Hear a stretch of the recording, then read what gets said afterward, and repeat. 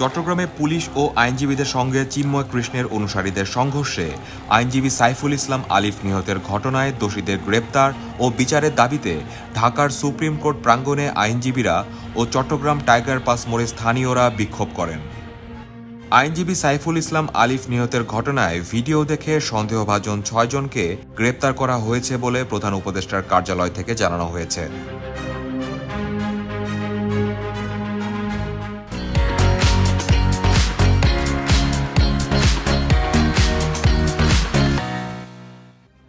বুধবার সকালে চট্টগ্রাম আদালত চত্বরের প্রথম ও জমিয়াতুল ফালা মসজিদ মাঠে আইনজীবী সাইফুলের দ্বিতীয় জানাজা অনুষ্ঠিত হয়। পরে জানাজায় অংশ নেওয়া জনতা টাইগার পাস মোড়ে জড়ো হয়ে বিক্ষোভ শুরু করেন। এ সময় তারা আইনজীবী সাইফুলের হত্যাকারীদের দ্রুত গ্রেপ্তার ও সর্বোচ্চ বিচারের দাবিতে বিভিন্ন স্লোগান দেন। একই দাবিতে ঢাকার সুপ্রিম কোর্ট প্রাঙ্গণে বিক্ষোভ করেন আইনজীবীরা। এদিকে আজ গণমাধ্যমে পাঠানো এক বার্তায় জানানো হয়, ভিডিও ফুটেজ থেকে ৬ জনকে শনাক্ত করা হয়েছে।